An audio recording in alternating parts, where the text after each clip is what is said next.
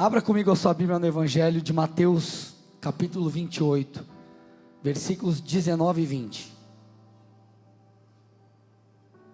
Mateus, capítulo 28, versículos 19 e 20. Um texto muito conhecido, diz assim: portanto vão e façam discípulos de todas as nações, batizando-os em nome do Pai, do Filho e do Espírito Santo, ensinando-os a guardar todas as coisas que tenho ordenado a vocês. Meus amados irmãos, nós estamos iniciando aqui, nesse dia, nesse primeiro domingo do mês de março, a nossa série O Discípulo, e nós vamos durante todo esse mês aprender sobre esse assunto. E esse texto, um texto muito conhecido das Escrituras, um dos textos mais famosos nos Evangelhos, falam sobre isso.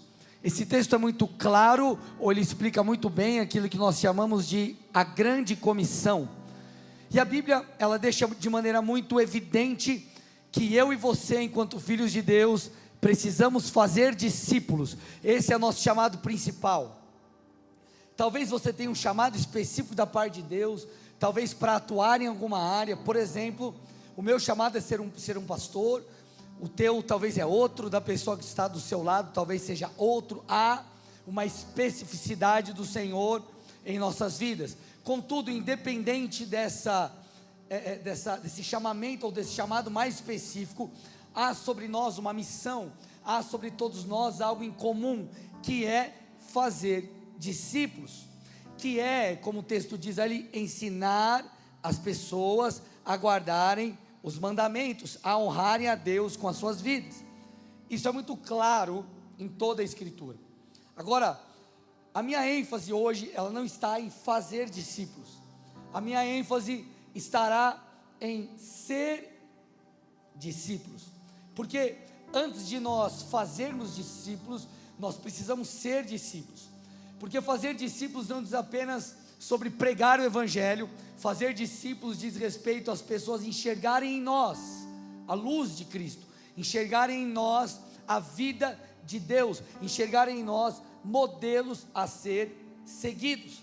Então nós precisamos ser discípulos. Agora, tudo começou, obviamente, de um lugar, tudo começou por um começo. Como assim?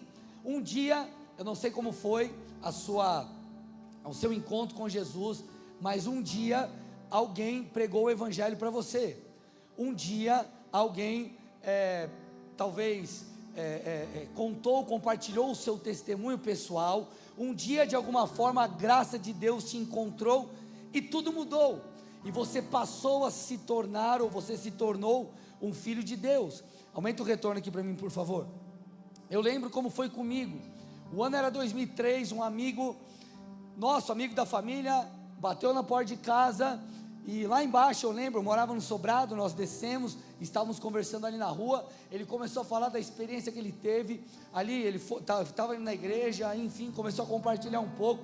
Aquilo gerou uma curiosidade, uma vontade no meu coração, e eu fui na igreja, eu tive um encontro com Deus, e minha vida nunca mais foi a mesma. A minha vida foi mudada em um culto, a partir de uma conversa com um amigo. Agora, ali começou algo. A partir do momento que eu entreguei minha vida para Jesus, eu entrei por um novo caminho, e eu comecei a prosseguir em direção a esse discipulado, a me tornar mais parecido com Deus. Porque, escute, por mais que tudo comece, e eu vou falar sobre isso daqui a pouco, com o crer, a ideia de Deus é que nós possamos progredir e nos tornar parecidos com o nosso Mestre. Jesus precisa ser para nós como um mestre, como o mestre. A palavra de Deus, ela precisa ser o nosso manual de vida, aquilo que dita a nossa conduta, que dita a maneira que nós enxergamos o mundo, que dita a minha e a sua vida como um todo. Então, enquanto discípulo de Cristo, não basta crer, nós precisamos avançar, porque no final de todas as coisas, importa andar como Ele andou. Agora, quando nós vamos ali para o texto de Mateus 28, põe para mim ali de novo, Mateus 28, 19 e 20, ele mostra, para mim esse texto mostra um caminho, esse texto ele revela 2 passos, ele mostra a jornada da fé. Então perceba, o Senhor está dando uma comissão, está comissionando os seus servos, e Ele está dizendo assim, ó, vão e façam discípulos. E como é o caminho? O caminho começa por batizar, ou pregar para que as pessoas creiam, e desçam as águas e mudem de vida, e depois, olha lá, ensinando as pessoas a guardarem os mandamentos. Isso mostra o caminho da vida com Deus. Primeiro você crê, desce as águas e inicia a jornada, e depois você progride em santificação. Então vamos entender isso aqui, gente. Talvez você está chegando aqui na igreja pela primeira vez, você nunca foi numa igreja, está ouvindo talvez uma pregação pela primeira vez, você precisa prestar atenção nisso. Quando nós falamos de um relacionamento com Deus, tudo começa com o crer, ok? Tudo começa com crer em Jesus, e não com simplesmente viver uma vida transformada. A salvação, escute, ela não é comprada por sua bondade ou por sua justiça. A salvação, ela é por graça, ou seja, ela é um presente dado por Deus, ela é recebida pela fé, é o que Paulo fala aos Efésios, Efésios 2:8, porque pela graça, vocês são salvos, está dando microfone aqui, pela graça vocês são salvos, mediante a fé, olha lá, isso não vem de vocês, é dom de Deus, é dádiva de Deus, é presente de Deus, não por obras, para que ninguém se glorie. Então Paulo está explicando, não é por obras, não é por aquilo que você faz, é por aquilo que Cristo fez e você creu nisso, você se rendeu a Jesus. Por isso que em Romanos 10:9 Paulo diz, se com a boca confessar Jesus como Senhor, e em seu coração crer que Deus o ressuscitou dentre os mortos, você será salvo. Então quando alguém prega para você, você está escutando o louvor, Deus de alguma forma te encontra. Esse encontro ele é das mais diversas formas. Tudo começou através de uma conversa com um amigo para mim. Talvez você foi tocado por Deus lá no seu quarto, no seu carro, ouvindo louvor. Quantas pessoas que nós já ouvimos, aí você vê testemunhos, gente que sonhou, teve um sonho com Deus, Deus se revela à pessoa, enfim, não importa como, mas a graça de Deus te alcança, e quando a graça de Deus te alcança, e você crê em Jesus e o confessa, tudo muda, porque o Jesus que antes era um personagem bíblico, era alguém que fazia, ou que fez parte da história, ele se torna o rei da sua vida, tudo se torna diferente. Quando nós entendemos que somos pecador, precisamos de Jesus e entregamos a nossa vida a Ele, nós somos salvos. Então, quando nós cremos em Cristo, reconhecemos a nossa necessidade dEle, nos arrependemos, confessamos Cristo, nós então passamos a nos tornar filhos de Deus, e iniciamos essa jornada de discipulado. É isso que você precisa entender. Mas a coisa não precisa parar aqui, ela precisa progredir. Então, você entrega a sua vida a Jesus, o que você faz em seguida? Você desce as águas, amém, gente? Então a Bíblia diz que quem crer e for batizado será salvo, quem não crer será condenado. Batismo é o próximo passo depois da sua fé, porque o batismo na verdade é o ato público e espiritual que declara que agora você é um filho de Deus. O batismo é aquilo que sela a sua fé. Então, eu dei esse exemplo pela manhã, quando você vai casar com a sua esposa, o que você faz? Você vai lá no cartório, você marca o casamento, você faz ali uma celebração também religiosa, pastor ministra, pastor ora por você, enfim, o que acontece? Você sela isso, você não fica só trocando ideia, você vai e marca algo. Então aquele papelzinho que sai lá, é o decreto, se assim eu posso dizer, o selo do amor de vocês, amém, gente? Então, quando nós olhamos para a vida de um filho de Deus, a vida do povo de Deus com o Senhor, a Bíblia fala sobre essas marcas ou esses selos.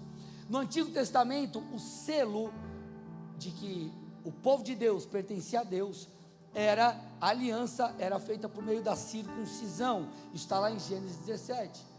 Então o menino, ele logo no seu 8º dia, a pelinha do prepúcio ali do órgão genital era cortada, e aquilo simbolizava a aliança com o seu Deus. Era uma marca física que representava uma verdade espiritual. Agora, quando nós olhamos para o Novo Testamento, não há mais a necessidade de uma marca física, porque a Bíblia diz que a circuncisão não é mais na carne, ela é no coração. Então agora, o que mostra que eu sou um servo de Deus, não é se eu tenho uma marca física, se eu me visto assim ou assado, ou tenha qualquer marca. O que determina se eu sou um filho de Deus, é aquilo que foi operado no meu coração, é aquilo que o Senhor fez dentro de mim, é a mudança que Ele operou em mim. Agora, essa mudança que acontece no coração, essa decisão por caminhar com Cristo, ela é revelada por meio do batismo. Então o batismo tem uma simbologia muito importante. Você pode ver lá em Colossenses 2, 11 e 12, se você está anotando, Romanos 2, 28 e 29. Então na verdade o batismo é esse selo da fé. Então qual é o primeiro passo aqui? Eu não quero dar muita ênfase, eu quero avançar, mas o primeiro passo, Mateus 28, 19, olha lá: vão e façam discípulos, batizando-os em nome do Pai, do Filho e do Espírito Santo. Então o primeiro passo é crer em Cristo e descer as águas, entregar a vida a Jesus, então se comprometer com Ele.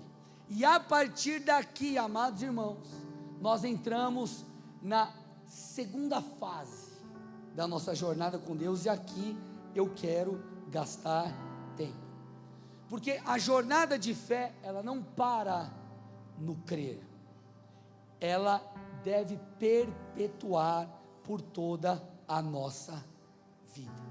E aqui nós vemos a segunda fase, olha aqui: ensinando-os a guardar todas as coisas que eu tenho ordenado a vocês. Então o Senhor nos chama não apenas a crer nele, o Senhor nos chama a viver uma transformação contínua e progressiva, onde nós somos levados a andar como Ele andou. Um dia alguém pregou e você foi tocado. Um dia alguém cumpriu esse versículo: vai e faça discípulos, batizando-os, você se batizou. E agora eu e você temos sido ensinados para que caminhemos como Cristo espera. Um outro texto que revela isso muito bem é um texto onde Paulo fala a Tito capítulo 2, versículos 11 a 13. Diz assim: porque a graça se manifestou, a graça de Deus se manifestou, trazendo salvação a todos. Então essa é a primeira etapa. Você não foi salvo porque você é bonzinho, você não foi salvo porque você é puro, você não é salvo porque você foi santo, você é salvo porque você creu em Cristo, e porque você se arrependeu de não crer nele, de seus pecados, e decidiu segui-lo. É por fé, é por graça mediante a fé. Então a graça, ela operou isso.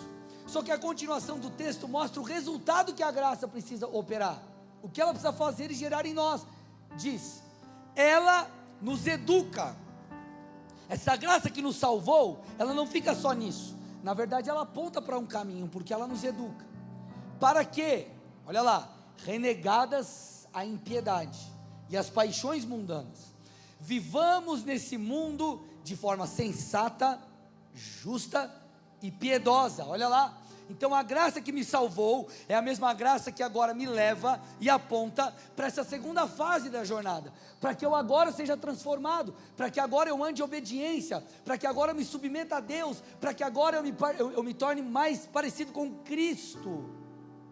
E isso deve se perpetuar por toda a vida, porque o versículo 13 diz: aguardando a bendita esperança e a manifestação da glória do nosso grande Deus e Salvador Jesus Cristo. O que ele está dizendo é: a graça te salvou, e você precisa agora ser transformado, e essa transformação ela não é um evento, ela não se dá em um momento, ela não é por uma, duas ou três vezes na sua vida, mas ela é por toda a vida, até que Cristo volte, até que o Senhor volte, porque Ele vem para buscar uma igreja pura, sem mancha, sem mácula, ou seja, uma igreja que caminha em santificação, uma igreja que caminha em direção a se tornar mais parecida com Cristo, uma igreja que progride em arrependimento. Nós não somos perfeitos, mas nós nos quebrantamos dia a dia para que nos tornemos mais parecidos com Deus. Então o que eu estou tentando te dizer nessa noite, gente, o que eu estou tentando te dizer é: nós somos chamados a uma vida de obediência a Deus. Qual que é o problema, gente? O problema é que muitos param na primeira fase. Muitos param na primeira fase. Muitos talvez chegam num culto com as suas necessidades, com seus desafios emocionais, seus desafios em sua saúde, seus desafios em N áreas. Então essa pessoa é tocada, ela é visitada por Deus. Muitas vezes Deus, em sua bondade, transforma ali aquela situação, traz provisão, cura da enfermidade, traz renovo, ajuda em questões emocionais. Deus, em sua bondade, se manifesta e toca a sua vida. Só que o problema é que muitos, diante dessa ação de Deus, entregam o seu coração, creem, até descer as águas, mas param por aqui. A sua jornada de fé se resumiu a esse momento. A sua jornada de fé se resumiu a um encontro lá atrás. A sua jornada de fé se resumiu a crer um dia no Filho de Deus. Só que, se nós pararmos para fazer uma análise franca das Escrituras, nós percebemos que a fé genuína, a verdadeira fé, ela não aponta para apenas um momento. A verdadeira fé, na verdade, nos conduz a uma transformação. Escute, preste atenção. Nós lemos aqui Romanos 10. Romanos 10 diz: se com o seu coração crer e com a sua boca confessar Jesus Senhor, você será salvo. Amém ou não? Só que olha que interessante que Jesus disse em Lucas 6, 46. Por que vocês me chamam Senhor, Senhor, e não fazem o que eu mando? O que eu estou tentando te mostrar, ou cruzando esses textos, trazer um paralelo? A fé, ela precisa nos levar a uma mudança de vida, porque a fé, escute, fé nas Escrituras não diz respeito a acreditar com seu intelecto e pronto. Fé nas Escrituras não diz respeito com você ouvir uma verdade e dizer assim: ah, eu concordo com isso. A fé, ela produz uma mudança. A fé, ela é experiencial. A fé transforma você de dentro para fora. A fé que você teve agora no Filho de Deus, ela faz com que você se torne uma nova criatura, ou seja, tudo muda. Não é concordância intelectual, é transformação profunda. Por isso que, quando nós cremos em Jesus, nós precisamos mudar de vida, porque se não há essa mudança, a nossa fé é chamada por Tiago de fé morta. Fé morta. Fé morta. É como se você chegasse para sua esposa e falasse: amor, eu te amo. E ele falasse: então tá bom, prove o seu amor, lave a louça para mim, lave o banheiro, esfregue o chão. Deus está falando, aleluia. Vai varrer a cozinha, vai lavar os pratos. Eita glória. Vai comprar aquela joia, oh aleluia. Olha a irmã, vai recebendo. Eu estou brincando com vocês, mas a grande questão é: fé não diz respeito a algo intelectual. Eu falei, se eu não me engano, na imersão, que a vida com Deus, ela não transforma você apenas aqui, mas ela mexe com você aqui. É uma experiência que você teve com Deus. Então logo essa fé do primeiro momento, de que eu levantei as minhas mãos, Jesus, e entreguei minha vida, eu desci as águas do batismo, ela precisa perpetuar. ela precisa ecoar, ela precisa nos levar a progredir. Tiago 2,17, a fé, se não tiver obras, ela é morta, por si só está morta. Então o que eu estou tentando te dizer? Nós precisamos fazer uma análise do nosso cristianismo, porque o discípulo não é aquele que creu apenas, o discípulo é aquele que segue o seu mestre. Você está me entendendo? Ele não é apenas aquele que crê. Então não é como o jovem rico que se aproxima de Jesus e, vamos dizer assim, creu que ele seria o Messias, ou enfim, não, ele precisava seguir o Messias, ele precisava abrir mão de coisas. Escute, Deus está nos chamando para ser discípulos, e discípulo é um aprendiz. Eu faço o que o meu Senhor faz, eu faço o que o meu mestre faz, eu ando como o meu mestre anda. Isso é tão verdade, gente, que você vê isso na vida dos discípulos. Porque talvez você olhe para você e fale, pastor, eu tenho muita coisa para mudar. E deixa eu te falar, eu também tenho. Agora, escute, esse não é um privilégio ou um demérito teu, meu ou de todos nós. Na verdade é um processo que todos os filhos de Deus precisam passar, inclusive os discípulos passaram. Pastor, agora quero que você me prove, te provo. Olha lá, Lucas capítulo 9, versículos 51 a 55. Dois relatos, esse é o primeiro. E aconteceu que, ao se completarem os dias em que seria elevado ao céu, Jesus se manifestou no semblante a firme resolução de ir para Jerusalém, e enviou mensageiros que fossem à frente. Indo eles, entraram numa aldeia de samaritanos para lhe preparar pousada. Então o texto está dizendo, Jesus, ele estava indo para Jerusalém, Jesus precisava ser crucificado, e ele disse, ei, alguns de vocês vão à frente, entra numa aldeia, prepare uma pousada para mim. E aí o texto diz, eles não receberam, porque havia uma rixa entre judeus e samaritanos, uma rixa histórica. Então, quando Tiago e João viram isso, que não estavam recebendo, olha o que eles falaram, Senhor, quer que mandemos descer fogo do céu para os consumir? Os discípulos caminhavam com Jesus, observavam o Messias. Quer que a gente manda descer fogo do céu e acaba com esse bando de ímpio? Aí o texto diz, versículo 55, mas Jesus voltando-se, os repreendeu. Olha que coisa linda, gente, isso é o discipulado, é o Senhor que nos constrange, é o Senhor que nos repreende, é o Senhor que nos mostra o caminho, é o nosso mestre que serve de exemplo, porque o Senhor estava mostrando aqui, ei, escute Tiago e João, eu na verdade não vim só para os judeus, eu vim para todos os povos. Então você precisa entender sobre graça, você precisa entender sobre essas coisas. Então olha como os discípulos precisavam ser mudados. Um dia eles creram no Messias, entenderam que Jesus era o Messias, assim como eu e você, mas eles entraram num processo de transformação. Olha o que aconteceu com Pedro, Mateus 16, 21 a 23 é algo muito parecido, porque o versículo 21 ele mostra que Jesus começa a explicar para os discípulos que era necessário que ele fosse para Jerusalém, era necessário que ele sofresse, era necessário que ele fosse morto, para que depois ressuscitasse e completasse a sua obra. Só que Pedro chama Jesus à parte, Pedro chama Jesus como que de canto e fala assim, ei Jesus, você está maluco?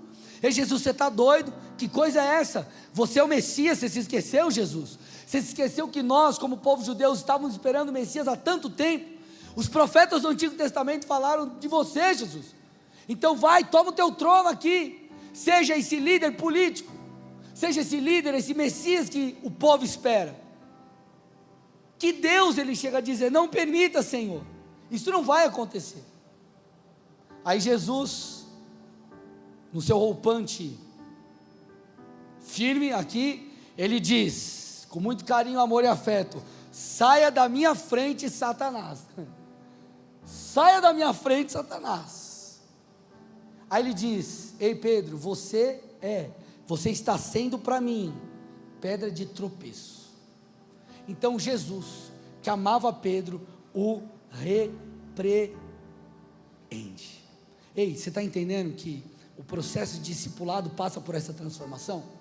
E quantas vezes na nossa vida Deus não usa uma circunstância, Deus não usa alguém, um amigo, um líder, Deus usa as escrituras, Deus usa uma pregação para dar uma puxadinha na minha orelha, na sua orelha. E o que a gente faz muitas vezes? Não gosta, não quer ouvir, não aceita, não se permite ser corrigido.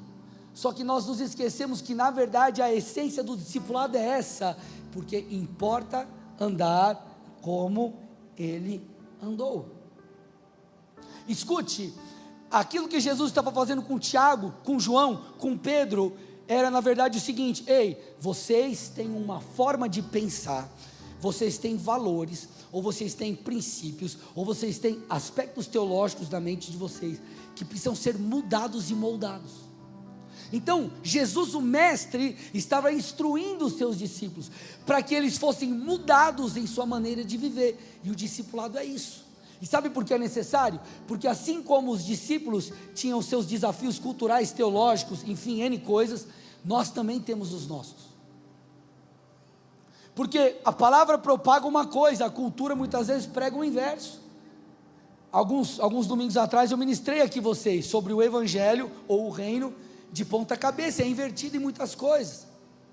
Então vou dar alguns exemplos para vocês aqui. O que diz lá fora? A cultura diz: siga o seu coração, seja feliz. Na verdade, essa expressão é uma expressão para validar você e eu sairmos por aí fazendo aquilo que nós bem entendemos. Então, Pedro tinha os seus desafios, Tiago e João, os seus, tantas outras pessoas, os seus ainda. Nós temos os nossos. Só que nós não podemos seguir aquilo que a cultura diz, nós temos que seguir aquilo que a Bíblia diz, porque enquanto lá fora diz, siga o seu coração, Jeremias 17:9 diz, enganoso é o coração, mais do que todas as coisas, e desesperadamente corrupto, quem o conhecerá? Então ele está dizendo, ei, não siga o seu coração, na verdade avalie o seu coração, avalie os seus desejos, avalie as suas vontades, porque muitas vezes os desejos que nós temos em nosso interior, os sonhos e tantas coisas, elas entram em conflito com a vontade de Deus. E quando entrar em conflito com a vontade de Deus, o discípulo, ele faz o que Jesus disse em Mateus 16:24, se alguém quiser vir após mim, negue-se a si mesmo, tome a sua cruz e siga-me. Vocês estão entendendo, gente? Então você está percebendo que o discípulo é aquele que não caminha por outras coisas, senão pela Bíblia. Você está entendendo que esse processo de repreensão, de transformação, de aperto, de espremer, faz parte do projeto de Deus para nós, porque, escute, a grande questão é sermos mais parecidos com Jesus. Então a gente precisa mudar aqui dentro, a gente precisa mudar a nossa vida, mudar a nossa maneira de pensar. Paulo, o grande Paulo, que conhecia de maneira abundante a lei, teve um encontro com Jesus, e Jesus mudou toda a sua perspectiva. E Paulo, você achava que você estava certo, agora deixa eu te mostrar qual é a verdadeira mensagem do Evangelho, qual é a verdadeira mensagem de Deus, e é o que o Senhor está fazendo comigo e contigo, enquanto discípulos.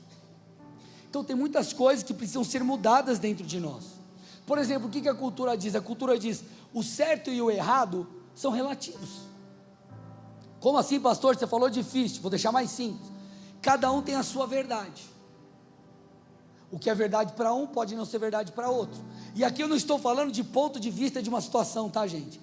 Eu acho que a situação foi assim, eu acho que a situação foi assada. Eu não estou falando de situações, estou falando de valores, estou falando de questões morais.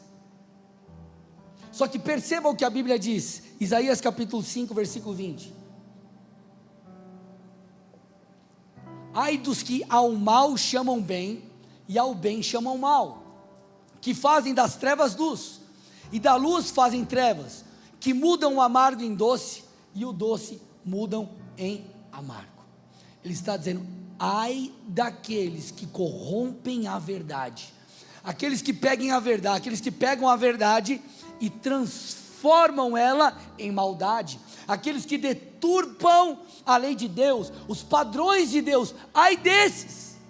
Então a Bíblia está dizendo que não há relatividade na verdade bíblica, porque na verdade Jesus disse: santifica-os na verdade. E qual é a verdade? Versículo 17 de João 17: a tua palavra é a verdade. Quer ver uma outra coisa? Aí fora, o que as pessoas dizem? Valor tem aquele que tem status, aquele que tem o valor de uma pessoa é definida pela aparência, pelo status, por coisas externas. Só que a Bíblia diz, 1 Samuel 16:7, Samuel, não se impressione com a aparência nem com a altura, eu o rejeitei, porque o Senhor não vê como o ser humano vê. O ser humano vê o exterior, porém o Senhor vê o coração. Olha o que diz Lucas 12:15, tenham cuidado e não se deixem dominar por qualquer tipo de avareza, porque a vida de uma pessoa não consiste na abundância dos bens que ela tem. Então o que eu estou tentando te dizer? Há muita discrepância entre a cultura e a Bíblia muitas vezes, e o que nós precisamos fazer como filhos de Deus? Mudar a nossa maneira de viver e de pensar. E muitas vezes o Senhor, para nos mudar, Ele vai nos espremer, Ele vai nos apertar, Ele vai nos limpar, Ele vai usar situações, Ele vai usar pessoas, Ele vai usar momentos, e Ele vai nos transformar. E a gente precisa entender isso, gente, porque escute, nós não podemos parar no crer. Você não pode parar naquela fé inicial e no seu batismo, porque se nós paramos aí, escute, a fé não produziu aquilo que ela deveria produzir. Porque a ideia de Deus não é apenas que você creia, não é apenas que você seja salvo e um dia você esteja com o Senhor na eternidade, porque vida eterna não diz respeito apenas ao futuro, mas diz respeito a conhecer a Deus aqui. A Bíblia diz, porque a vida eterna é essa, que conheçam o Senhor, que conheçam a Ti. Então eu conhecerei Ele plenamente um dia lá, mas aqui eu já o conheço. Então eu posso viver algo pleno no futuro, mas eu já começo a viver aqui. Um dia eu terei o meu corpo glorificado, transformado, não serei mais tentado, e eu viverei a plenitude dessa santificação, mas aqui eu já posso desfrutar, porque eu tenho sido transformado progressivamente por Deus. Alguém está aqui comigo, sim ou não? Agora, aqui eu chego no ponto-chave da palavra. Pastor, eu entendi que ser um discípulo não diz respeito apenas a crer. Não adianta eu crer e não viver. Eu preciso, na verdade, crer e prosseguir. Eu preciso ter um encontro com Deus, ter a vida eterna, mas eu preciso também me tornar como um filho de Deus, viver como um filho de Deus. Mas pastor, peraí, isso é pesado. Pastor, a Bíblia ela confronta muito o meu caráter, a Bíblia confronta muito aquilo que está sendo dito aí fora. Pastor, às vezes parece que essa santidade ela é um peso, ela é difícil, ela é pesada.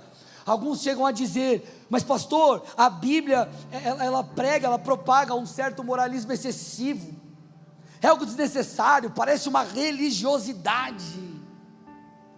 Meus amados irmãos, essa mentalidade, ela está completamente equivocada. Sabe por quê? Porque a santidade, você vai entender daqui a pouco, ela é um ato de honra a Deus. A obediência é um ato de amor a Deus. Deixa eu te explicar.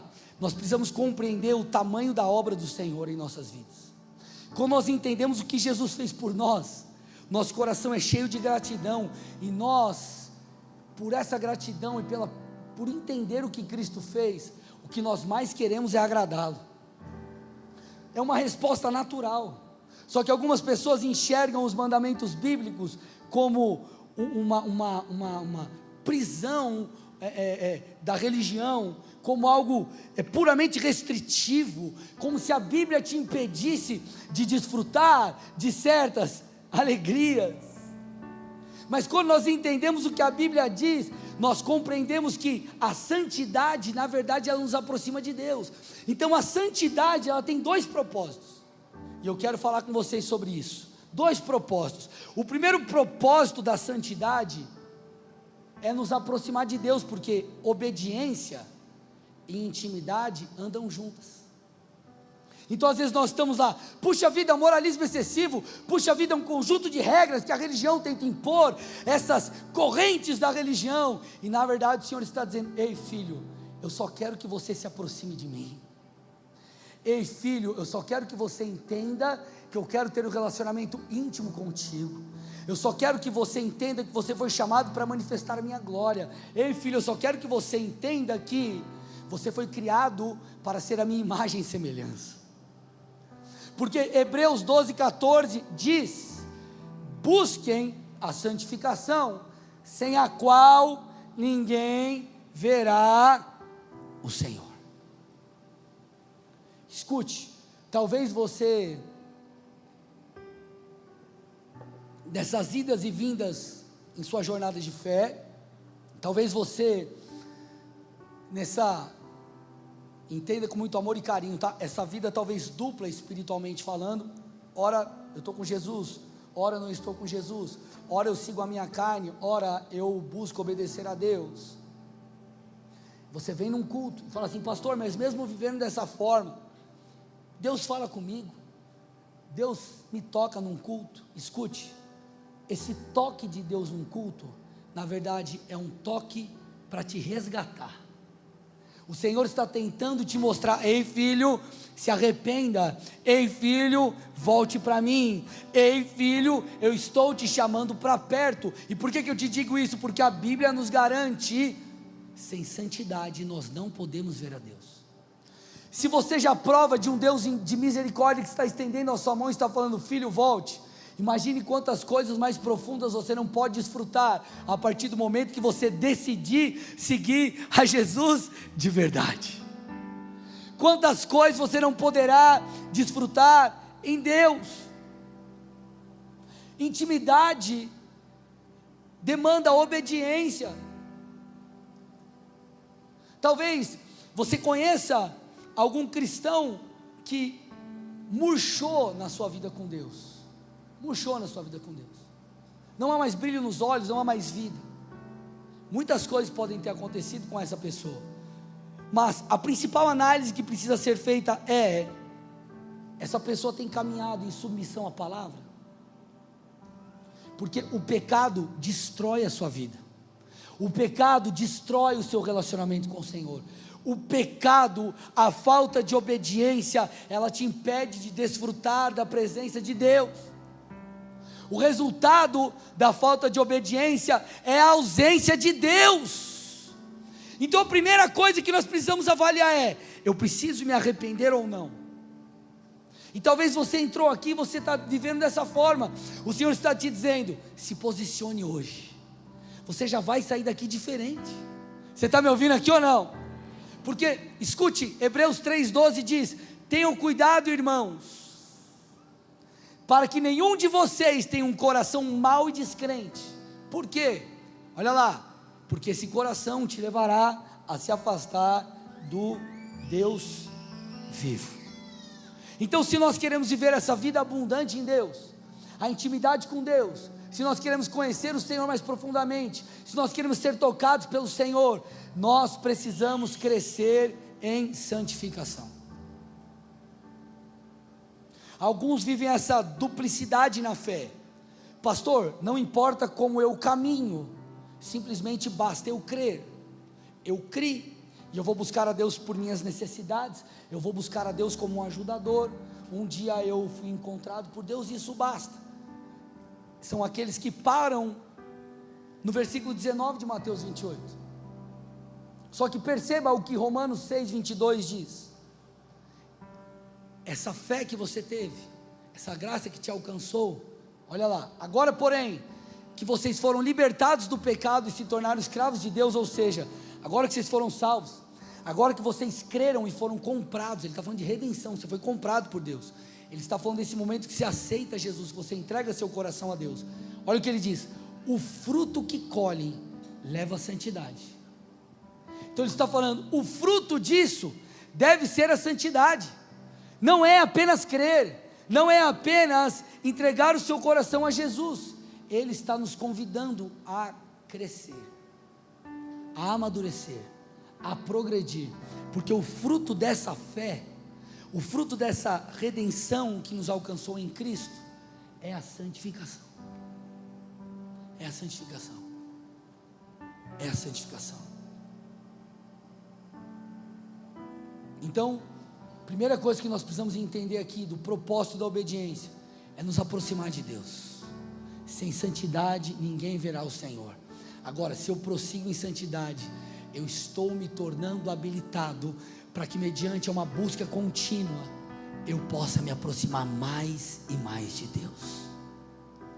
Quão infeliz é o homem que acredita que já encontrou tudo que poderia encontrar em Deus. Quão infeliz é a pessoa que acredita que tudo se resume a uma experiência de conversão. Na verdade, Deus tem muito mais para nós. Agora nós precisamos nos santificar, viver como um discípulo. E aqui eu chego no segundo e último propósito da obediência. Nós precisamos entender, aqui eu preciso que você preste muita atenção. A obediência, ela é um ato de amor. A obediência não é fruto das amarras da religião. A renúncia, ela não é fruto de uma pressão do pastor. As renúncias, elas na verdade comunicam que nós amamos a Deus sobre todas as coisas. A obediência, ela é resultado natural de um filho de Deus, que entendeu o amor do Pai. Eu quero que você entenda isso, você precisa compreender isso. Aqueles que dizem, não, é o moralismo excessivo, é a religião que propaga essas coisas, minha religião não permite. É aquele que não entendeu que estava destinado ao inferno, mas foi comprado e a misericórdia de Deus te alcançou, sem você merecer. Por isso que João de alguma forma tenta explicar isso. Ele diz assim, 1 João 4,19, nós o amamos, nós amamos a Deus, nós obedecemos a Deus, nós andamos em santidade, porque Ele nos amou primeiro. Porque Ele nos amou primeiro. João fala no capítulo 5, versículo 3, sua primeira carta, esse é o amor de Deus, que guardemos os seus mandamentos, e os seus mandamentos não são difíceis de guardar. E por que ele fala que não é difícil de guardar? No capítulo 5, versículo 3, porque no capítulo 4, capítulo anterior, ele diz, porque eu fui amado. Então, se eu fui amado, a resposta natural é que eu ame a Deus. Se eu fui amado, a resposta natural é que Ele seja honrado com a minha maneira de viver. Esse é o mesmo João que falou em João 14, 15, ou melhor, é o Evangelho de João que relata que Cristo diz, se vocês me amam, guardarão os meus mandamentos. Então deixa eu te falar, sabe o que nós precisamos para andar em santidade? Ter uma revelação do amor de Deus, ter uma revelação do que Cristo fez por nós. Nós precisamos ter uma experiência espiritual, porque isso não é apenas compreendido aqui, ele precisa ser entendido aqui. Quando você entende o que o Senhor fez, você diz assim, não, peraí, eu vou servir esse Deus, eu vou me tornar um discípulo desse Jesus. Porque na verdade, a obediência a Deus, ela não é apenas um reflexo daquilo que Cristo disse, ela não é um reflexo do Novo Testamento, ou ela não é um reflexo lá da lei mosaica, onde várias diretrizes cerimoniais, diversas leis e mandamentos eram estabelecidos. Na verdade, a obediência a Deus, ela é anterior à lei mosaica, e é muito anterior àquilo que Cristo disse. A obediência foi estabelecida no início da criação. E por que é importante você entender isso? Porque quando nós entendemos o projeto original de Deus, nós compreendemos que a essência do Senhor sempre foi essa. E as pessoas olham e tentam perceber qual é a regra que Jesus disse. Isso é pesado, aos 10 mandamentos. Agora, quando você volta no tempo e percebe que a obediência foi estabelecida desde o início, desde quando o homem não tinha pecado, tudo muda. Tudo muda. A obediência era exigida do homem que foi criado e tinha um relacionamento pleno com o Senhor. Pastor, onde está isso? Não estou entendendo. Gênesis 2, 16 e 17. O Senhor disse ao homem: de toda a árvore do jardim você pode comer, mas da árvore do conhecimento do bem e do mal você não deve comer, porque no dia em que dela comer, você certamente morrerá. Deus está falando com o homem no início da criação. Aqui nós vemos o plano original de Deus. A obediência era intrínseca ao início de todas as coisas. O que o Senhor está tentando dizer a mim e a você, que a obediência, ela não diz respeito apenas a refrear a carne. A obediência, na verdade, é um ato de adoração. A obediência, na verdade, é um ato onde por meio disso nós glorificamos o nome do Senhor. Essa é a ideia por detrás da obediência. Deus sempre esperou do seu povo devoção. Eu não obedeço só porque Deus mandou, eu não obedeço só porque as leis de Deus vêm para refrear a minha carne, eu não obedeço só porque há uma luta entre a carne e o espírito, eu obedeço porque esse é um reflexo do meu amor por Deus. Eu obedeço porque eu quero declarar que Deus está à frente de tudo, Deus vem antes da minha vontade, Deus vem antes de qualquer coisa, Ele é o Senhor da minha vida. Sabe o que eu estou tentando te dizer? Eu estou caminhando para o final aqui. Há beleza na renúncia. Renúncia não diz respeito às amarras da religião. As renúncias são uma forma de adoração. Nós precisamos entender isso. Ai, que coisa, né? Eu poderia fazer isso, fazer aquilo, eu gostaria. A inclinação da minha carne é essa, mas puxa, eu não vou, porque se eu fizer, o pastor vai brigar comigo. O meu líder vai brigar comigo. Minha mãe, que é crente, ela vai brigar comigo. As pessoas que pensam assim não entenderam nada.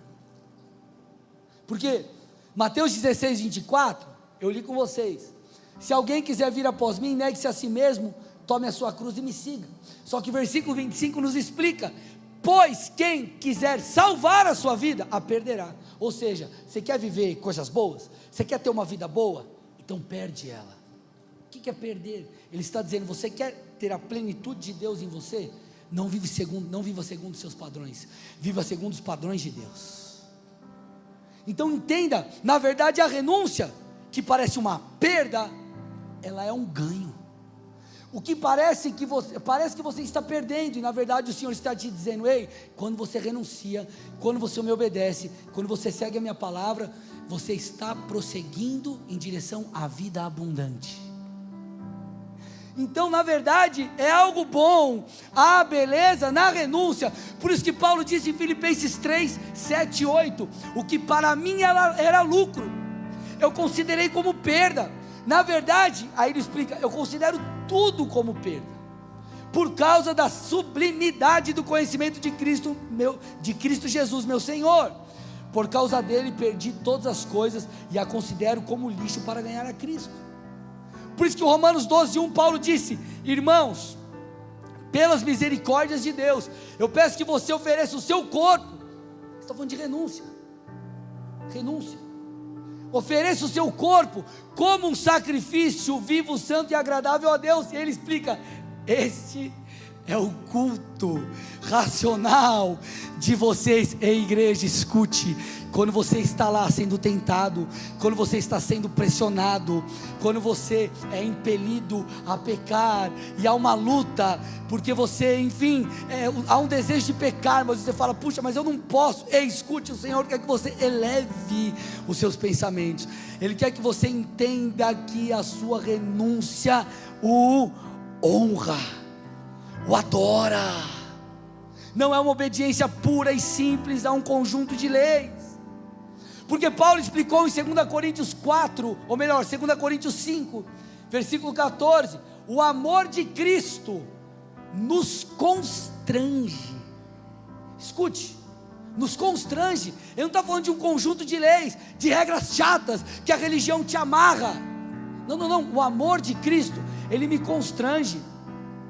Por quê? Porque eu estou convencido que Ele morreu por todos. Então o que eu faço? Eu respondo com uma vida nova. Eu respondo com uma vida nova. Eu quero que você entenda nessa noite: o Senhor nos chama a andar como discípulos, mas caminhar como um discípulo é um dos principais atos de adoração do crente. Você foi amado por Deus, esse amor te alcançou, você recebeu essa revelação do amor do Senhor, e você faz o que? Responde com a sua vida, responde com uma mente renovada, responde com um comportamento diferente, responde com santidade, responde com obediência, porque importa andar como Ele andou. Ele não é apenas o seu Salvador, Ele não é apenas o Deus que te curou, Ele não é apenas o Deus que te abençoou, Ele se tornou o seu Senhor e Mestre. Ele se tornou o seu Senhor e Mestre.